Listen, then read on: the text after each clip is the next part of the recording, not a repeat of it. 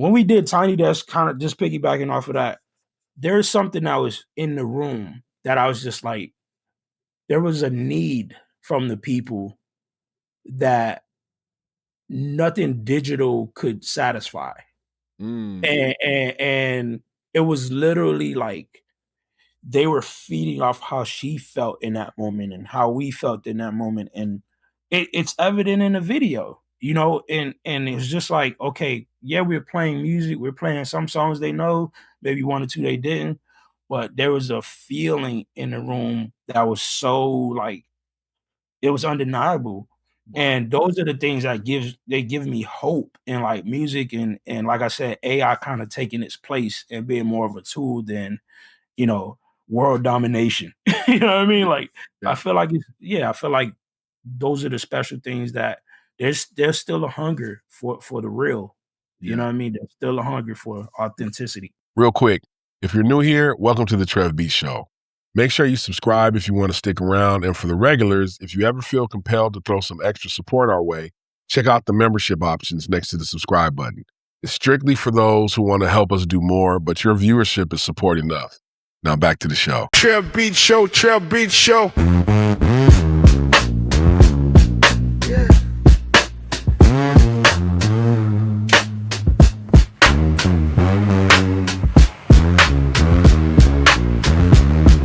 TrevBeats Show, TrevBeats Show. All right, ladies and gentlemen, welcome back to another episode of the TrevBeats Show. Now, today we have yet another powerhouse in the building. He's a Miami native, a phenomenal drummer and educator at the University of Miami, and a top-tier producer. Now, he shared the stage with the legends like Lauryn Hill, John Secada, Leslie Odom Jr., but now he's holding down the chair with the inimitable Miss Jill Scott. So, ladies and gentlemen, please welcome to the show my brother, David Chiverton. Yo, thanks so much for having me. Man, what's crack? I'm honored, bro. I'm super honored, man. Thanks for having me. It's all good, man. You out here killing them, brother. I've seen you all over the place these days, man. You doing your thing. God. Man. Thank God for the work, bro. Well, I'm just happy to do the work, man. That's all. Yeah, man. So you're a Miami native and you are making your rounds, man. So, a lot of cats probably come out of Miami, but you just don't hear it as much, as some of the other places like New York or Chi or whatever, so you putting it down for your city, man, and your state, you know what I'm saying? Man, there's actually so much talent that comes from here and they all go different places and excel and do great things, man. You don't hear about the connection as much, I know it exists, you know what I'm saying? It's like, I spent a lot of time out there in the early 2000s, because it was a real big scene that, had went over there and had gone over there in the early 2000s. So I was out there with my boy Seven Aurelius at the time, and we were doing a lot of records out there, man, on Star Island and, all that vibe, man. It was crazy. Miami was crazy, man. Yeah, he was on the beach, huh? Yeah. He was living a high life out there. Man, so, you grew up playing in the kind of in the gospel scene in Miami, right? And so, right. I asked this question to a lot of people because usually you come from one of three schools. You usually come from the church school, the jazz school, or the rock school. Pretty much we could sum up most people's, influence from those three places. So you being a guy that came from the church or has roots in the church, how did that shape how you approach music? You know what I'm saying? And what was that transition going from that environment to like touring with some of these other artists, you know what I'm saying? And that you probably had to recall some of your skills, but I don't know. How was that transition, To be honest with you, man, when I initially started to kind of get into school and, I started to play the big band in high school and getting into reading and all these different things, I really started to understand that there was so much more outside of the, the four walls of the church. And then, the epiphany I had, leaving high school, going into college was that, I just wanted to be the most versatile player possible, and it wasn't to be better than anybody, but I just wanted to make sure that I could cover anything at any time, in any situation. So it was a bit of, to answer your question, it was a bit of, kind of a a weird transition for me because I didn't know if it, I was able to do it. You know what I mean? Coming from church, it's a specific thing. It's a certain energy. It's a certain level of aggressiveness that, you know, we as drummers have to have.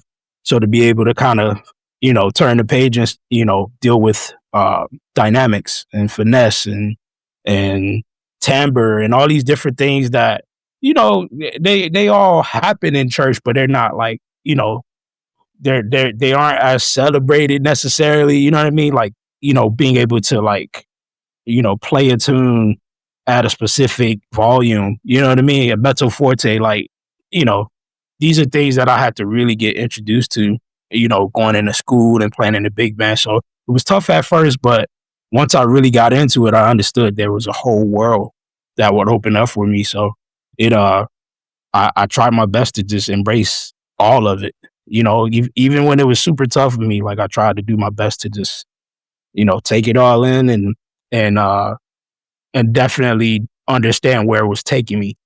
Where would, you know, change the trajectory of my career, Yeah. you know, if I really embraced it, you know what I mean? So Yeah, because, you know, first of all, you can't really win if you don't fail. Like, so throwing yourselves in a situation that are hard or whatever, it's like that just builds your character and makes you better. You know what I'm saying? for sure. You know, I've For had sure. plenty of things where it's like, okay, yeah, I can read and all that, but this is another level of reading. Yeah. Yeah. Got to step it up real quick. You know what I'm saying? And hang with these guys. You know, Yeah. so, I mean, and speaking of versatility, it's like, you know, several years back, man, I was privileged enough to MD for my bro, Leslie Odom Jr. And then I had to step away, you know, during the time when I did the Super Bowl.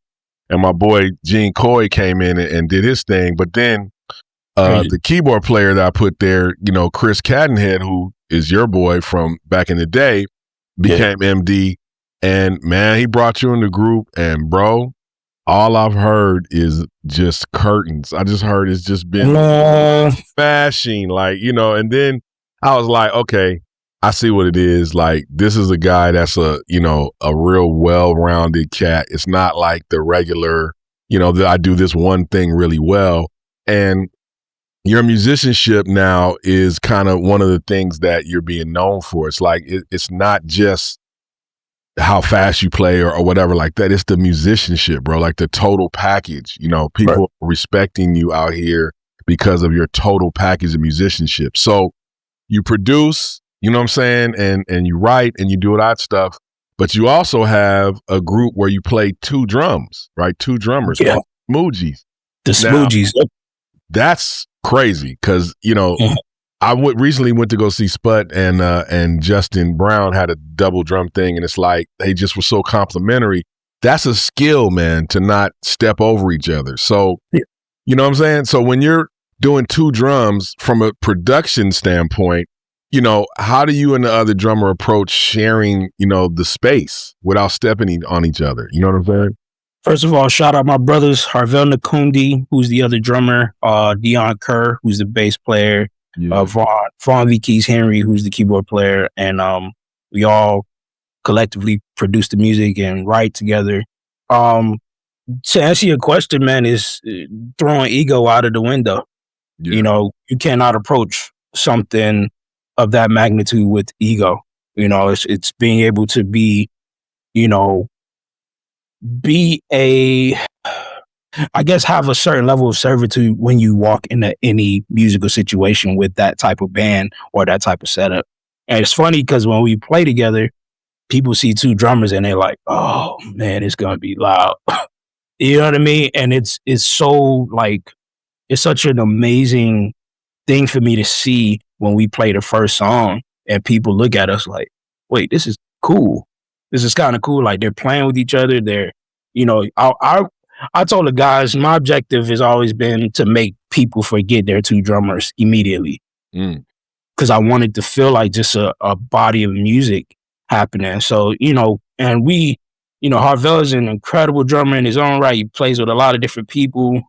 Incredible jazz drummer, plays, like I said, he plays everything.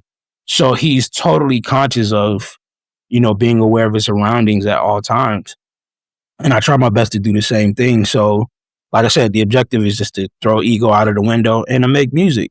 And it's turned out to be something really, really cool that, every time we get to play together, we have a show this coming Thursday down here, and I'm excited, man, because we don't get to play in that environment all the time. So when we do, it's like, man, okay, how is this going to work this time? Because every time we play is different, but we all keep the same mentality when we get together. So, well, I just caught you on Tiny Desk with Jill, and the first thing I know for a fact, I mean, I haven't done it, but I know from seeing it that it's a small space and there's a whole bunch of open mics in a tiny space.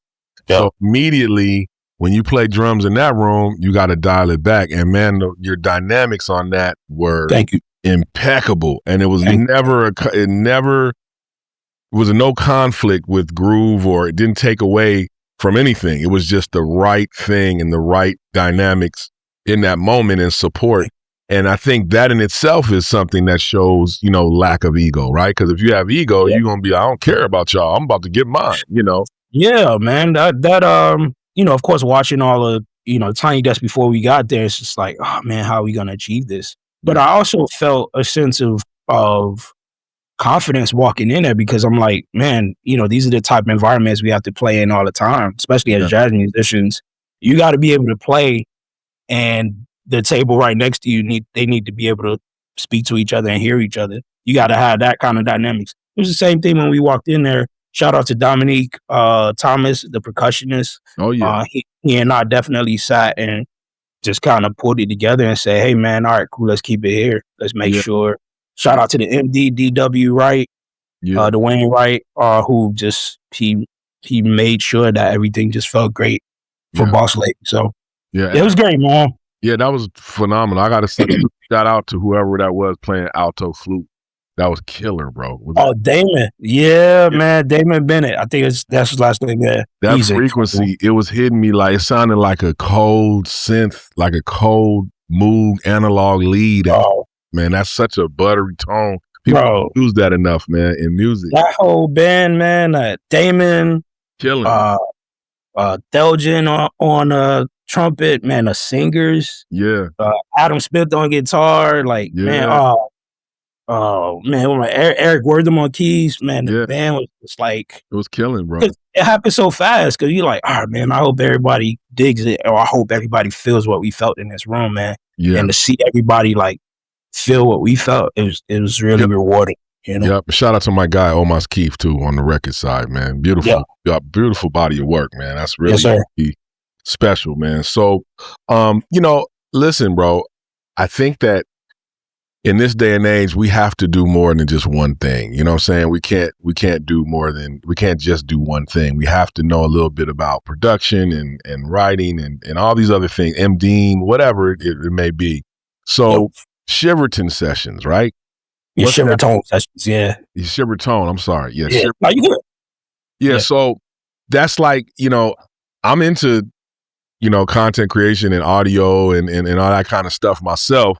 But the question is, what's your process for tracking and mixing, those sessions? Because every time I've seen you do something, it sounds impeccable. Like the drums sound impeccable. So, and the other question I have is like, when you're doing those things and those type of videos, even for some of your other companies, do you request everything and you mix it yourself, or how does that usually work when it comes to your tone? Specifically with the Chiverton Sessions, which I'm praying that I can get back to soon. Every situation was very different, man. The objective for that series was I literally just got together with all of my favorite artists that I like to play with, whether it's in the city, in town here, or people abroad, people whose music that I loved, and I just found ways to approach it in a unique way. And in terms of like approaching the mix, it was really whatever happened that day. I try my best not to like super micromanage the whole situation. Right. I just wanted people to feel the energy coming off of the videos. You know what I mean? So whatever happened in those sessions, they happened, and then I would approach the mixes that way. So some of them I mix myself at home. Some of them I would get a great engineer to do it. So every situation was kind of different. And that I wanted to just make sure that I captured the essence of each artist and what they did. And then also like, just show how dope everybody was. You know what I mean? That was just the main thing. I tried my best. That was the biggest thing that I would say that I'm thankful for. I did not overthink any of those sessions. Yeah. I think I'm like 13 in right now. Wow. And every session I was just like, let's see what it's going to be. And then we'll go from there. A lot of work. That's a lot of work. People It is. that's a lot. It is. Organizing stuff like that and making it be tangible and come to fruition. That's a lot of work, man. So congratulations on that. Now, let's talk a little bit about gear for all the drummers out there. You know what I'm saying? I know what drums you play and everything, but let's talk about what companies you're rocking with right now. Currently with DW Drums, Evans Drumheads, Meinl Cymbals,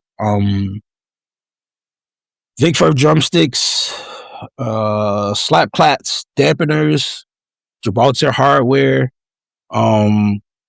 Yeah, that pretty much sums it up. I think I've been recently connecting with few people, SE Electronics, some Earthwork stuff. So slowly but surely kind of connected with a lot of different people. Good. Man. That's super dope. Yeah, that's important, man, to have these relationships with these companies. And the people at some of the companies, I've been almost with all of them except Evans. I've been with all the other companies and just good people, man. You know what I'm saying? Like, sometimes people think there's this whole gangbanging thing with drums and drum companies. It's like, man, everybody talks to everybody, everybody's friend, so it's like, I'm not with Meinl anymore, but dude, me and Norbert and Udo have been all over the world and hung out. It's like, you know what I mean? That's like family. Yeah. You know what I'm saying? So yeah. Hey, Chris, shout out to Chris Brewer at Meinl. He was just Chris, yeah, that's right. Yeah, he was definitely, that's one of the I hope I don't sound super biased saying this, but it's definitely been one of the best endorsements I've ever had. Because Chris was very much how do I say in a polite way? He's very much a skeptic about your reason for wanting to play the product or playing gear, and I love that because he had to really get to know who I was and what I was doing. Yeah. The reason why I wanted to play the cymbals and it forced me to really, think about why I wanted to play this gear. And it also made me look at everything else I'm playing, why I want to believe in what I'm playing. You know what I mean? So that's important. That's important, man. That's the first and foremost thing. You know what I'm saying? And we had business back then and they were one of the, first people to take a chance and we did some cool stuff together with the stadium ride and all that. And things happen how they happen and that's cool, but it still doesn't mean there's shade. It's just like, these relationships change all the time. So shout out to all of them over there. Shout out to, of course, our family at DW. We love them. All the people, I don't need to name names, but I will. Jules, Steve, Scott, the whole crew. You know what I'm saying? Garrison. Shout out to Louis, can't forget Louis. Garrison. Garrison, you know what I'm saying? Like, we can't forget that family because, man, those people are, they're like day ones and they work for their artists and with their artists, man. It's a real great family. So now when it comes to, some of the things that happen over the course of a career to keep the balance, right? You've done some adjunct professor work at the Frost School of Music at University of Miami. But you also used to play back in the day at Santos, Miami, right? So what's the biggest real world lesson you try to pass on to your students since you've paid your dues? You know what I'm saying? And what's the biggest thing you let them know that they're not probably going to find in a textbook?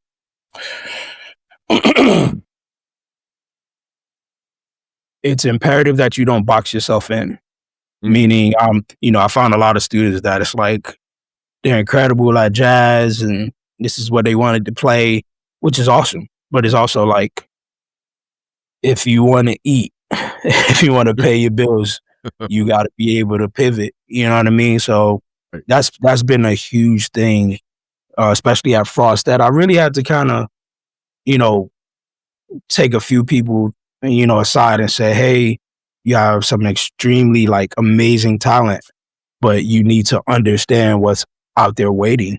You know what I mean? Like, it's not just about your talent. It's about your integrity. you got to class 5 minutes late today, so that means you're gonna miss lobby call. You know what I mean? Or you know, that you didn't have your lesson ready for me today, so that means you ain't gonna learn records to be ready for rehearsal when the artists walk in. Like, these are things that you got to think about. Come on. You know, because you're thinking, oh, it's just school. I'm like, no, this is the real deal. Because if you're doing it in here, you definitely gonna do it out there. The difference is they just gonna fire you out there. Right. You know, it ain't nobody gonna pull you to the side and say, yo, get it together. No, they just, guess what? Somebody already on the flight on the way here to take your spot. You know what I mean? So I had to pull a couple of people to the side, just people that I knew that were seriously considering doing this for a living. And I said, hey, you know, kind of tighten up. You know what I mean? Like, you got to really, you know, really embrace this process and this journey while you're here at school, because when you leave, it gets real. Yep. And it gets real. To go to school. So imagine you're paying, but yet you're still not on time and doing your thing. So why would someone want to pay you to bring that same energy? You know what I'm saying? Yeah, that's why I said, you're telling me everything I need to know about what you're going to do when you get out there. I said, I see you're not coming to class on time. Cool. You're not going to be on time for the gig. Exactly. All right. The best players, guess what? The best players are one missed lobby call away from being at the house. I don't care how great you play.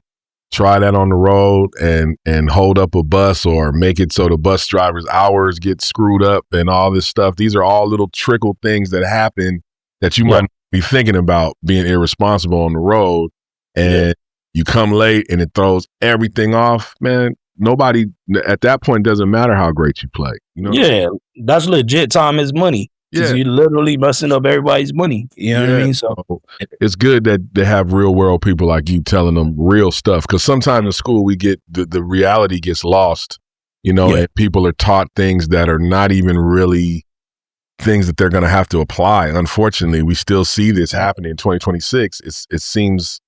It's mind-boggling that we still have outdated information being taught to a lot of generations of kids. But, you know, it's moving forward and people like you. But it's important that they know the real stuff they're going to need. Because every time I see a kid come out of school or as a graduate or whatever, it's like, okay, now what am I going to do?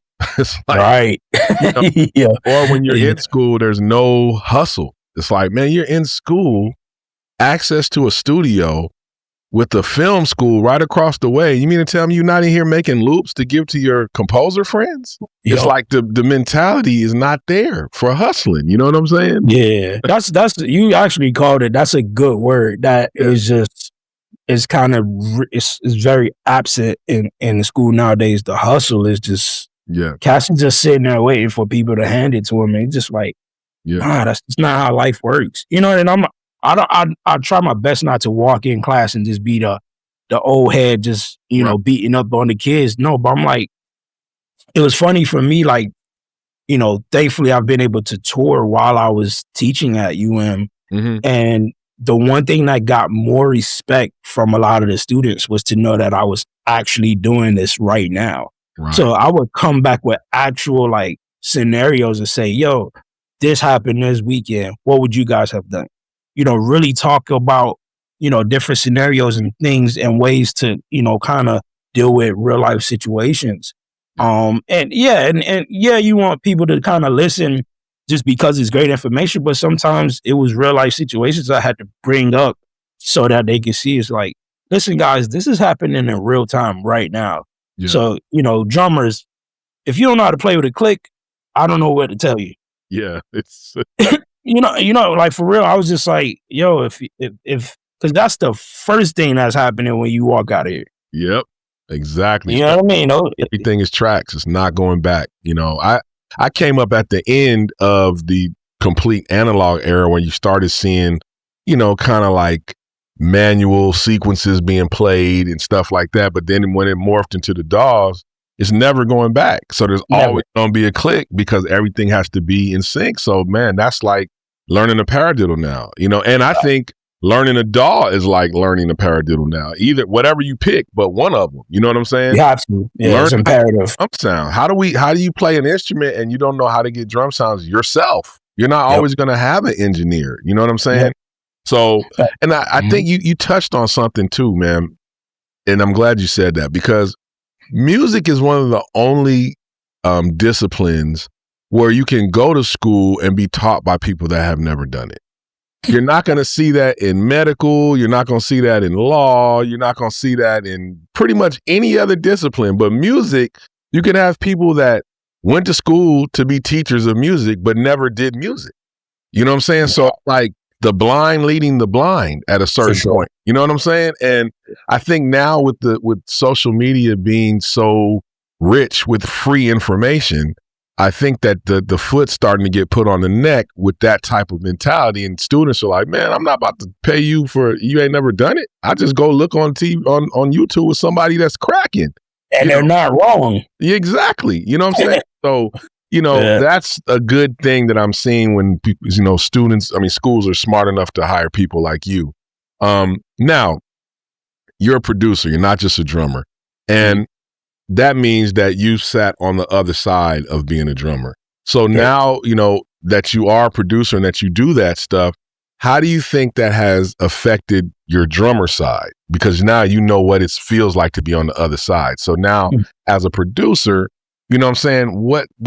How has your approach changed as a drummer? You ever heard of that saying, you can't see the forest for the trees? Yeah. It made me zoom out a lot, in terms of like, being intentional about what I decide to play in any situation. Looking at the big picture. And I'm thankful that I really started to take, I'm starting to take production and songwriting and all these different things more seriously, because it's totally changing my playing.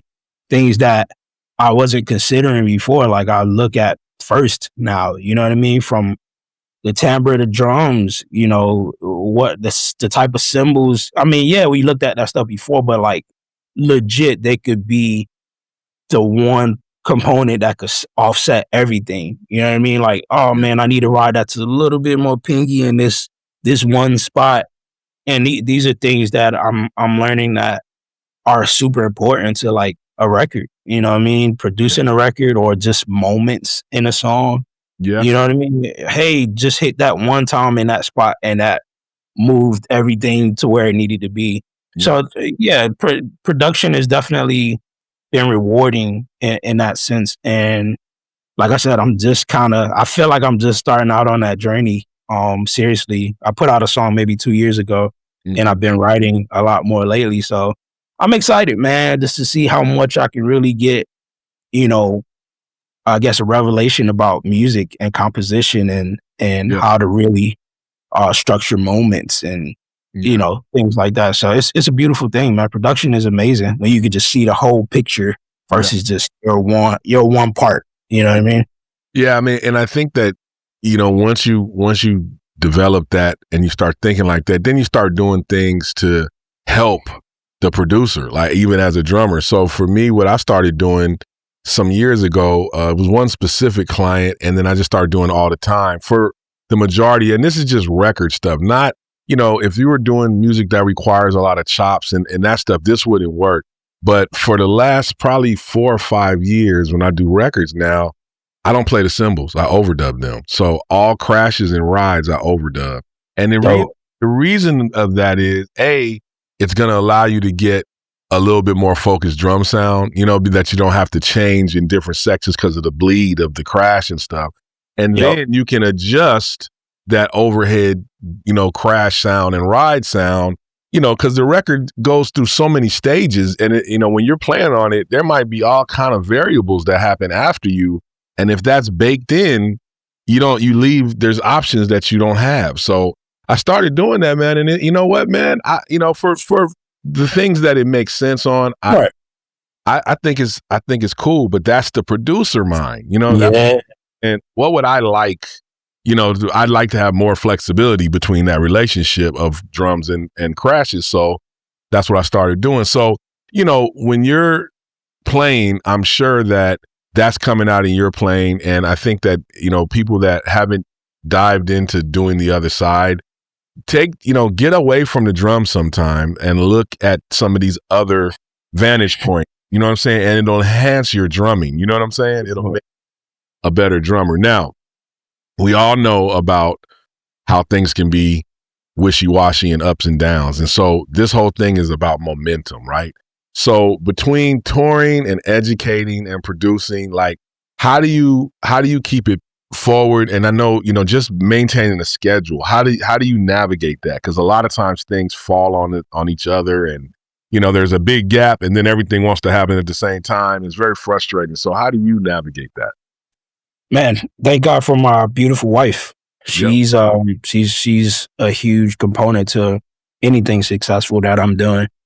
Just her support, my family, my mother and father-in-law, my son, just having that village that supports me, and they make sure when I have something to do, like they're always, covering me and making sure that, I have everything I need. So yeah, it's like those gaps and those moments of, uncertainty. Those are the moments that I try my best to prepare for when things are at a high, you know what I mean? And, we could get into the whole financial thing, the importance of saving and putting money up, you know what I mean? And making sure investments are happening or things that can be going, continue moving while you're not working. Yeah. It's imperative to understand how money works and, how to really manage your family life and manage your books and all these different things. So all of those things really help me to, just keep that forward motion in my career and life. My family is a huge part of that. And then also just paying attention to everything that's coming in money wise to opportunities and making sure they all make sense, because sometimes I found myself in the last couple of years, really having to do away with things that don't make sense anymore, playing. And it's nothing against the $100 gigs and the different situations like that, or where you want to do them, but that's just it. You do them where you want to do them, not because you have to.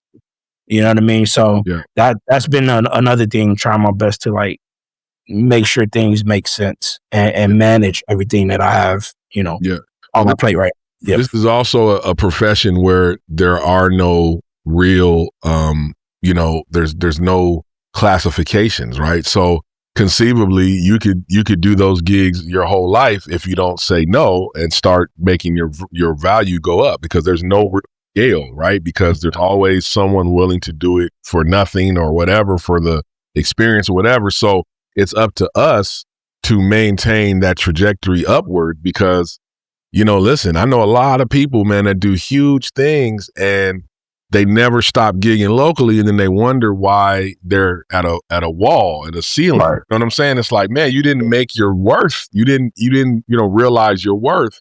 And I think that it's also interesting that pretty much to this day, I've never heard it. Maybe I'm wrong. You can go through music school and they never give you a financial literacy class at all. There should be one just for musicians that's curated for musicians, because it's different than the people that work 9 to 5, because they have steady paychecks. Musicians here and there and that and this and this and mailbox and that and that. That's something that is not really taught, and then people get out of here and they get one gig and then it's over, and then all of a sudden everything's bad, right? So listen, man, not to cut you off, but I really had a moment, like I said, a few years back, where I learned that a few no's changed the trajectory of my career. Mm-hmm. And the unfortunate thing was, like, a few of the no's had to be for people I've been working with for years. You know what I mean? And it was tough, because it was like, listen, I understand my worth. And sometimes, like, I struggle with that all my life. Like, knowing my worth, it could come off as you being arrogant or right. whatever. But for me, the moment I realized that what we do is also a transactional industry too. You know what I mean? Like, it's right. You're asking me to provide a service, you know what I mean? And you're asking me to execute. So that means I should be compensated, according to what it is you're asking me to do. And once I really had that epiphany, it changed everything for me, and it helped me to say no without any malice in my heart. It's just like, hey, okay, cool, I appreciate it. If you can't do this, maybe next time. Yeah. You know what I mean? And the more I started to do that, I really just watched God kind of like open doors for me. It's like, all right, cool. Now that you understand how much more you're worth, certain doors will start to open up for you. You know, and certain people ain't gonna pick up the phone no more until they come correct either.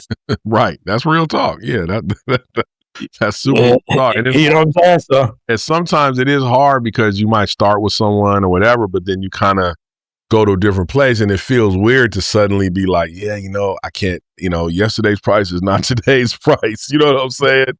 legit, bro. That's just how it works. And if you realize that, people should respect that if they respect you, and they'll just acquiesce or not, or just Well, that's the thing, because then you'll really see who respects you and what you do. exactly. And that's the other thing that you just like, oh, exactly. now I see what it actually is. It wasn't you know what I mean? free. You know what I'm saying? But yeah, man. Well, hold on, man. Hold on. Wait, can you hear that? Oh, it's the big elephant in the room, AI. So yeah, man. Right. I wanna talk to you about that, man. Yeah. Like we ask this question on every show because obviously we know it's here to stay. It's not going anywhere. And I want to know, and it doesn't have to just be music. It can also be, the other ways people are using it in their lives. But what's your thought about this AI period that we're I'm not even gonna say living through. I'm gonna say that's starting, because it's not gonna go away. So this AI period that we've just now become accustomed to. Honestly, man, I believe AI is a tool. I don't think it has to be a way of life, or it doesn't have to be the end of what we do. I think it's a tool that can be used for good. I also feel, which is kind of a thing I've been saying to my buddies, that AI is going to help usher in a new era of love for real players and real singers and real musicians. I believe AI is getting extremely amazing with the things that it's able to achieve. For sure. But I also feel like it's going to bring a lot more value back to being in a room watching somebody actually play the instrument. Yep. You know what I mean? I honestly feel that in my heart, that people will start to want to pay money again and support feeling the energy in the room. That's one thing AI can't do. Right. Like, AI is great and it's incredible digitally. It's amazing. Like, these songs I hear on IG, it's just like, yo, that's mind blowing how AI is able to put this stuff together. But somebody being able to be in a room with an artist and feel the energy, or feel a musician's energy, that AI can't do that. Right. And I feel like the more we embrace that and understand that can never be taken away from us, we'll be okay. Then we understand that AI is it's in its place. It's a tool, but it's not gonna change, who we are and what we bring to the table. It can if you let it. You know what I mean? If you're thinking like that, but I feel like it's gonna bring value back to the musician, the player, the singer, the artist. I think it's gonna bring that much more value to people being able to see. Like, I feel like 10 years from now, like, people are gonna be like in awe of somebody that actually can sit and play the violin. Right. Like, wait, you actually learn how to play? Let me see you do it. Right. You can actually play the drums, like, seriously. You know what I mean? Yeah, that's true. Yeah. And I think that we'll start seeing that part. Right now, it's just the initial shock and the initial, insertion of it in the culture and the music and everything else. But after a while, it'll start having its own place. And then the other people will, I believe the same way you do, will be shining. And man, yeah. I'm about to cut you off. I was just going to say, like, even playing, with the amazing Jill Scott, which I'm extremely blessed to be a part of that band now. Yeah. When we did Tiny Desk, kind of just piggybacking off of that, there's something that was in the room that I was just like, there was a need from the people that nothing digital could satisfy. And it was literally like they were feeding off how she felt in that moment and how we felt in that moment. And it's evident in the video, you know, and it's just like, okay, yeah, we're playing music. We're playing some songs they know, maybe one or two they didn't, but there was a feeling in the room that was so like, it was undeniable. And those are the things that give me hope in like music and like I said, AI kind of taking its place and being more of a tool than, you know, world domination. You know what I mean? Like, I feel like I feel like those are the special things that there's still a hunger for the real. You know what I mean? There's still a hunger for authenticity. We're seeing a big evidence of that because there's a real big resurgence of jazz happening right now. Yeah.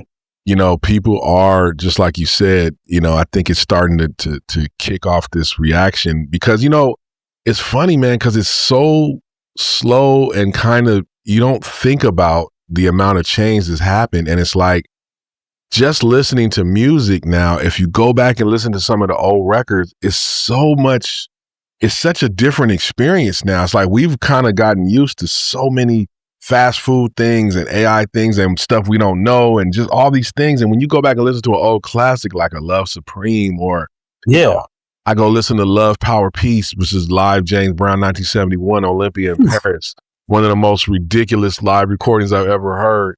You know, it's like, it just makes it even a notch higher. And I think that that's what's going to naturally happen. And it's happening with live music and it's happening with jazz and other types R&B. You know, hopefully we can remember, we lost R&B. Like R&B went away. You know, it was like there used to be groups and everything, relationship, and it just all went away. It went from to extreme hip hop to extreme, you know, strap, you know, vulgar hip hop. It's just the love went away, man. And, you know, I feel like we're starting to see a little bit of people saying, it's bubbling again, man. It's bubbling. And I think that's why I said, I think the people, we just have to trust. And the gifts that God's given us to understand that, like, no computer could do what we could do, man. Like, and I humbly say that, like, we just got to trust that when we all get in the room together, it's going to be all right. And I feel like we're going to be able to feel the feelings that we need. That we, like I told you with Tiny Desk, I felt a hunger in the room that it was just like, yo, what is so heavy in here? Because it's people listening to music, but it was like hunger. You know what I mean? And I feel like, you know, players, musicians, like, it's like tasting like food again. You know what I mean? Versus, okay, you just eating the same thing every day, but it's like, you taste something that you've never tasted before, you just like, you're going to remember that. You're going to remember how it made you feel. That's a great analogy, man, because I think that's what it is. We've been on this fast food. And as soon as somebody drops, you know, a Michelin dish, it's like, oh my goodness, I can't believe I was other stuff all the other time. So I think we're starting to see that, man. And it's beautiful, you know, for all the people pushing the line in the jazz world. And there's a lot of experimentation happening. It's a great feeling, man. So let's get into kind of the future, man. Like, so what do you know, where do you see yourself in the next 5 years from the trajectory you're on now? What are your goals and like, what are you trying to do? Honestly, I really want to get more. I've had a heart, you know, as of the last few years to possibly get into opening up an academy. I don't know how that looks yet. But kind of touching on a lot of the things that you're talking about, the financials and things that people don't really talk about in school and really kind of preparing a generation, so to speak, you know, for reality or where things are headed. And I feel like I just have a heart, which I'm in the process of trying to develop some things this year. I really feel like I want to embrace the youth a lot more. Just because I feel like in a lot of instances, like they're doing amazing things, but I feel like sometimes they're fending for themselves. You know what I mean? Like they don't have a lot of information that can help them move forward. So I really want to dig into that side, you know, whether it's, like I said, the academy or, you know, even being more of a clinician, you know what I mean? I really want to definitely get into the clinician side. You and I were blessed to do the Basic, yeah. pasted last year together. So that was like epic. Even to watch you on stage was like, yeah, I can't believe I'm here. That was crazy. Thank you, man. That was you know what I'm saying? we were pushing with that, with the electronics and Yeah, but it was great. You know what I mean? But even, and I say that because it's like, I want to be able to say to the guys or the people that I, from the areas I come from, like, yo, we can get there. Yeah. You know what I mean? We can be taken seriously. Oh yeah. You know what I mean? Sure. Yeah. So yeah, I feel like it's imperative for, I can't just be like, yo, man, they ain't doing this. It's like, who is they? I'm they. Hey, I am they should be a t-shirt, bro. That, you know what I'm saying? That is, I am they, bro. You know what I mean? So let's get it. Let's put it together instead of saying what they ain't do. Like, I'm gonna do it. You know what I mean? Or, like-minded people, we gonna get together and do it. You know what I mean? Thread. I'm gonna add you to a thread. We'll get offline. There's a thread of some other drummers, and we've been having some conversations. So I'm definitely. Okay. A couple years ago, I wrote a book about endorsements. Just because, actually, it's been a long time. It's been like maybe 12, 13 years for the first edition. Because I was going to the NAMM. I went to the NAMM show 30 years in a row. I was very into that culture and that world, and developing relationships with companies, and it was successful. So I was trying to give a blueprint on how I did that. So I started writing these books, the musician's pocket guide to endorsements, and so now I've just released the 3rd edition right before NAMM this year. And congrats. Thank you. This is an ebook, and I just want people to be able to brush up on what's really happening behind the scenes. But speaking of that, you're someone who we spoke about earlier. You've done all these deals for yourself. How did you go about, dealing with the endorsement thing? I know a lot of times people approach you, and that's fine, but you still have to do some kind of, deal and figure out how you're going to present yourself to them and how you want to be presented by them. So how do you deal and navigate endorsements? I've made, weird decisions in terms of what I thought reps wanted, and, trying to go above and beyond, with the tagging and all these different things. And it's not until you actually sit and speak to some of these reps and understand, how budgets work for the companies, and understand, how they got to get a budget approved for the top of the year, and all these different things that really play a huge part in signings and all these different things, that you understand that I understood that one of the biggest things I needed to be was an asset to any company that I decided to endorse. Yeah. It wasn't about me just playing free gear. It wasn't about me just tagging them and everything that I'm doing, but it's about, how am I going to push this product forward? And not a corny way, but just being of a great asset to whatever company it is that you're endorsing.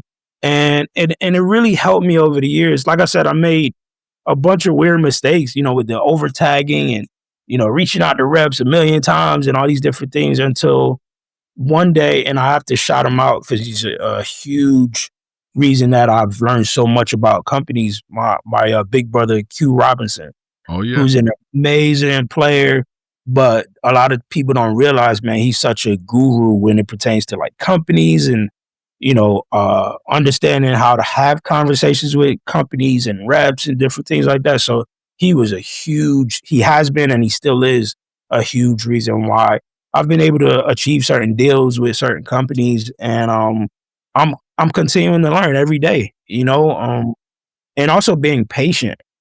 That's a big thing about endorsements. Just saying you playing somebody's gear or, repping somebody's company is like, okay, cool. You know what I mean? But the patience aspect of, building equity in a company is like amazing. You can really start to gain relationships with these companies, so that anywhere in the world you could play this gear. You know what I mean? You can make sure that everything's taken care of. I had to understand that being on the road, making sure you could get the gear on the road. Yep. That's a major thing about endorsements that I didn't fully understand. Yeah. Until I really got in the game heavy. It's like, you need to be with companies that can support what it is you're doing. Yeah. You know what I mean? Not just be repping them. You know what I mean? Like, it also has to be give and take. You know what I mean? It has to be, definitely that level of relationship between you and the company, that it's not just one sided. You know what I mean? That reciprocity has to be there. Yeah. You know what I mean? I think people don't understand, and I talk about this all the time. It's like there's no such thing as free gear unless you're saying that you're not worth anything. Ooh. That's the mentality, right? So it's like it's always a give and take, and the reason why they're providing you with no cost gear that is expensed at some form or another. There's no such thing as free anything, but it falls under a certain budget, and that's because that's promotional, and they're assuming and hoping that your name value and your value, your association will bring eyes to the product. That's what this is about. So, you just summed up the whole thing. And we do spend a lot of time especially now because of budgets being so low and all that. So there are a lot of, it's probably more now backline than it's ever been, because people can't afford to take out drums and ship drums. I mean, I just went through a situation right now where it's like, for a specific situation, they've informed me like, we can't sustain that anymore. So after this one, we're just going to have to do backline. And that, it's a major thing. So these happen. So you got to get with a company that is going to be able to have stuff places, right? Because you get with one of these boutique companies, no shade, but if you start a level of work, they're not going to have drums there. So long as they're cool with that, it's one thing, but then that defeats the purpose of you using what you do to promote them. And that's why I said, like, I had to kind of like really understand when I got out there and started touring and, understanding what I needed as an endorsee, you know what I mean? Because you could, like you said, you can endorse a boutique company. And again, there's nothing against that, but it's also like, hey, I'm going to be in Japan. I'll be in Tokyo. You guys have gear there? Oh, no, but it's like, you gotta understand like how this whole thing works, and you got to figure out what it is you need for everything that you're doing. And the one thing I could tell you, you're with DW as they are everywhere. Legit in the world. The most smallest part of the area. And it's like, it might be older, but they're going to have it. They go, yeah. You might get what is the black joint. The old DW look. Yeah, man. But you're right though. They're everywhere in the world. That was big for me. Because I was with the amazing Gretsch drums. I was with Gretsch first. That was my first drum endorsement. And I still absolutely love those drums. But I also understood where I was going. Yeah. You know what I mean? And I ran into a bunch of, things. And I'm sure things have drastically changed with Gretsch now. Yeah. But back in the day when I was there, it was like tough, bro. I'd be in Brazil somewhere. They like, we ain't got no Gretsch drum. You know what I mean? Yeah. So it's different. There's been a big shift there. So shout out to them for, there's definitely been some great personnel changes that hopefully will work for the better.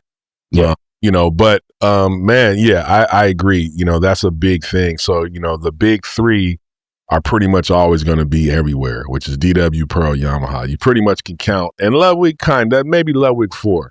You can count that those other three are pretty much going to be in every market. You know what I'm saying? For sure. And, there's something to be said about that when you're working. Somebody else on my show said, man, the tools don't matter if you ain't working. People that don't work don't use tools. And so if somebody's complaining about new tools, it's probably an indication that they don't work. I mean, I thought that's brilliant. I mean, we were talking about AI, but I think it carries over to everything, man. Everything, bro. That's legit. Like it does not matter. It's like, so there's a 13-year-old kid. So as a 13-year-old kid right now that's going to the NAMM show, that's trying to get into business, what is David Chiverton telling them right now? Cultivate the craft, not the hype. Cultivate the craft, not the hype.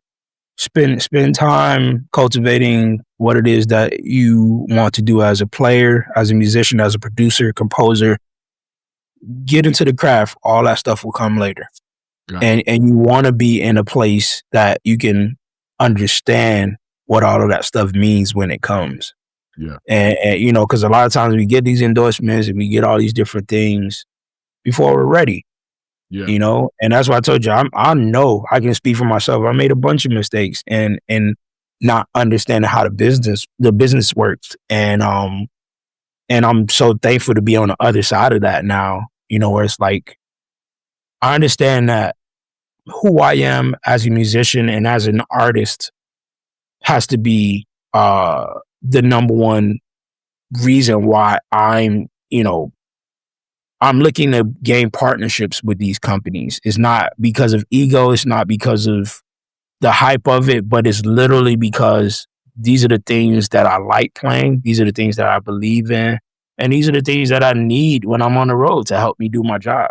Yeah. Like understanding the simplicity in that, I didn't know early on. You know what I mean? So you're seeking this company or, you know, whether it's the boutique companies or the bigger companies so you could just see your name on the website or you want to see your picture. And I understand that it's so much bigger than that, man. Yeah. It's so much bigger than that. And the other thing is it can be so much more rewarding than that. You know what I mean? When you really gain a partnership and they invest in you, you know what I mean? They take you seriously, man. To be recommended for PASIC by DW, that was a huge honor, man. Yep.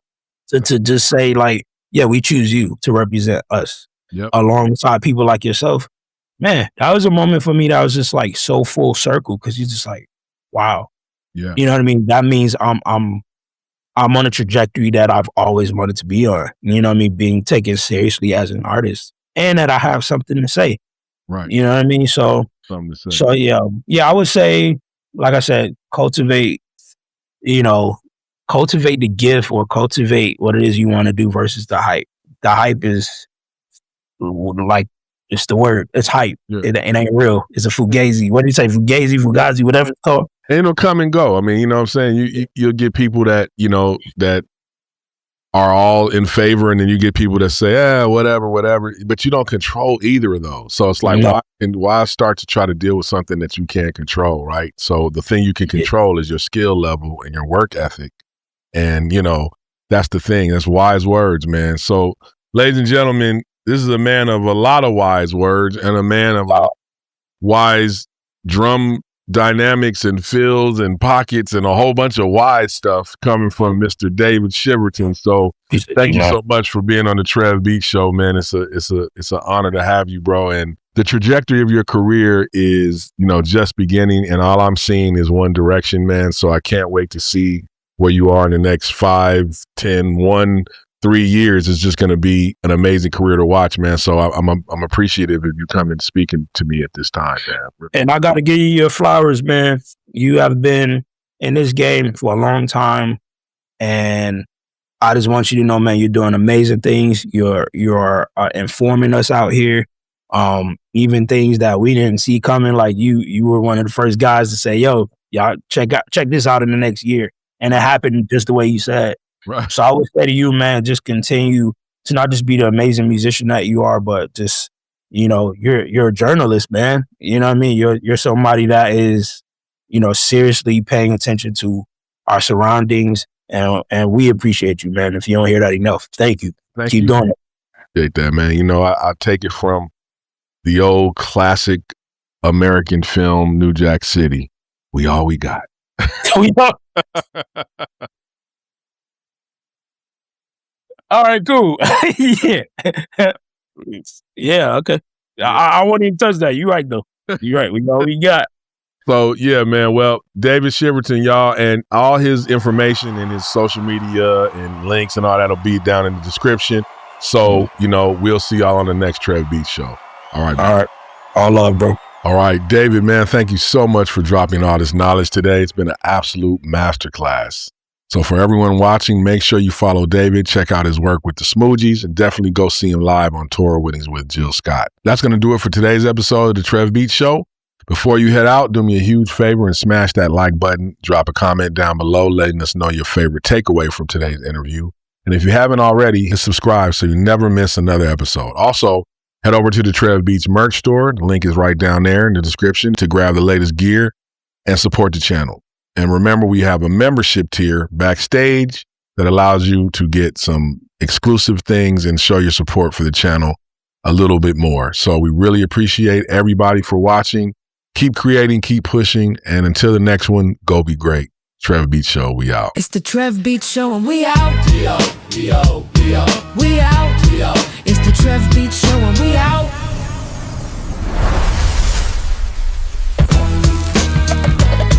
It's the TrevBeats. It's the TrevBeats Show and we out.